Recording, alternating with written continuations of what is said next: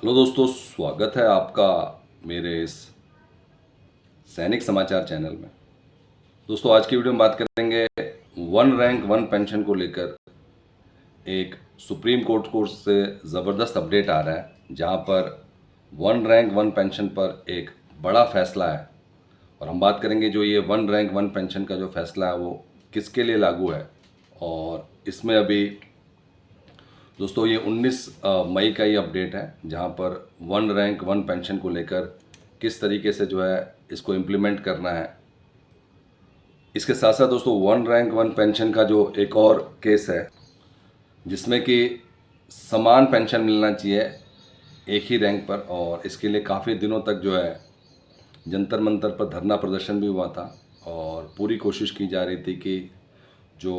One rank one pension की जो कमियां हैं, इसके लिए दोस्तों आप जानते हैं कि माननीय कोर्ट में भी केस जो है फाइल किया गया था। और उसके बाद से दोस्तों जो उसमें चेंजेस हुए थे, लेकिन अगर हम बात करें इसके अंदर जो कमियां थी, जो एनॉमलीज थी, वो अभी भी है। तो दोस्तों ये जो सुप्रीम कोर्ट का एक बड़ा अपडेट है, वो अब वन रैंक वन पेंशन के लिए क्या कह रहा है। साथ ही साथ दोस्तों हम बात करेंगे 8वें वेतन आयोग, क्योंकि वो आज की डेट में सबसे ज़्यादा इम्पोर्टेंट है। और 8वें वेतन आयोग में अभी जो करंट स्टेटस है, जहाँ पे आप जानते हैं कि टर्म्स ऑफ रेफरेंस फाइनल होने के लिए जो है 20 मई की डेट दी गई थी, और अब जो है जो फिटमेंट फैक्टर जो कि 2.86 पहले बात कर रहे थे, अब फिटमेंट फैक्टर का क्या स्टेटस है, और अब जो है फिटमेंट फैक्टर का रेंज क्या रह गया है, किस फिटमेंट फैक्टर के आधार पर जो है आने वाले टाइम में जो आपकी सैलरी में बढ़ोतरी होनी है, क्योंकि 1/1/2026 से होनी है, उसके बारे में बात करेंगे। तो चलिए दोस्तों बात करते हैं आज के इन दो इम्पॉर्टेंट अपडेट्स के बारे में। दोस्तों, और चैनल पे आप पहली बार हैं तो चैनल को ज़रूर सब्सक्राइब करें, जिससे आने वाली हर वीडियो का अपडेट आपको मिलता रहे, और साथ ही साथ बेल आइकन ज़रूर दबाएं। दोस्तों, यहाँ पे जो वन रैंक वन पेंशन की हम बात कर रहे हैं, वो सिर्फ और सिर्फ मिलिट्री की बात नहीं है, ये एक कॉमन सी बात है। एक रैंक पर एक पेंशन होना चाहिए, और ये इसकी शुरुआत हुई थी सेना के द्वारा। सेना में जो है इसकी मांग चली थी, हालांकि इसको इम्प्लीमेंट भी किया गया था, लेकिन जो इसकी इम्प्लीमेंटेशन थी उसमें बहुत बड़ी एनोमलीज थी, जो कि अभी भी जो है कई लोगों को जो है ज़्यादा पेंशन मिल रही है, कई लोगों को बहुत, और ख़ासकर जो है जेसीओज़ को काफ़ी नुकसान हुआ था। अब यहाँ पर दोस्तों सुप्रीम कोर्ट ने जो है, ये जो अपडेट आ रहा है, सुप्रीम कोर्ट ने सोमवार को एक अहम फैसला सुनाया है, जिसमें कि सभी हाई कोर्ट के रिटायर्ड जजों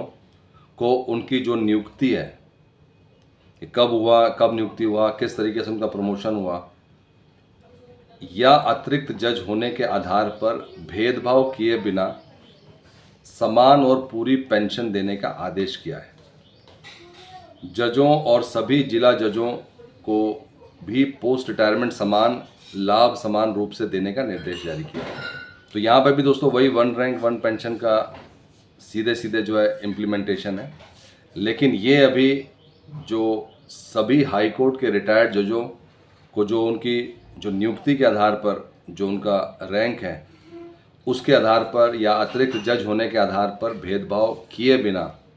समान और पूरी पेंशन देने का आदेश दे दिया गया है। और कोर्ट ने जो है दोस्तों जजों और सभी जिला जजों के सभी पोस्ट रिटायरमेंट लाभ समान रूप से देने का निर्देश दिया है।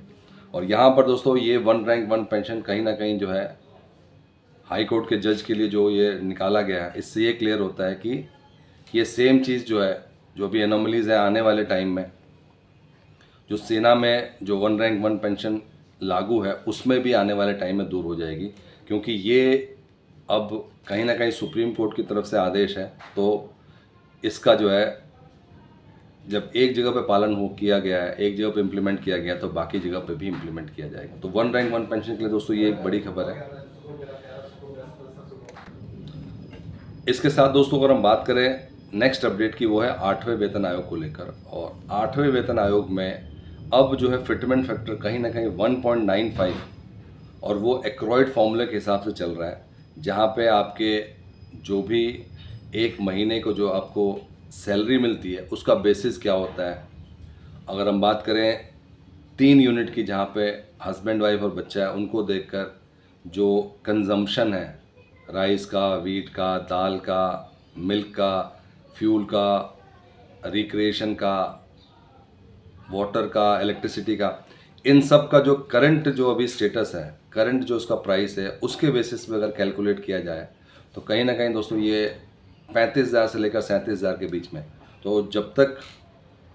8वें वेतन आयोग की तरफ से प्रॉपर रिकमेंडेशन नहीं आई थी, जो मीडिया रिपोर्ट की तरफ से आ रही है कि अभी जो है वो 2.86 का डिस्कशन ख़त्म हो चुका है, अब जो भी भुगतान होना है वो आपका लगभग 1.92 से लेकर 1.95 के बीच में, और कहीं ना कहीं जो है आपका जो मिनिमम सैलरी है वो आपकी 34,000 से लेकर 37,000 के बीच में होगी। दोस्तों ये थे आज के 2 इम्पॉर्टेंट अपडेट सभी पूर्व सैनिकों के लिए, केंद्रीय कर्मचारियों के लिए। अगर वीडियो पसंद आए तो इसको लाइक कीजिए, शेयर कीजिए और सब्सक्राइब करना ना भूलें।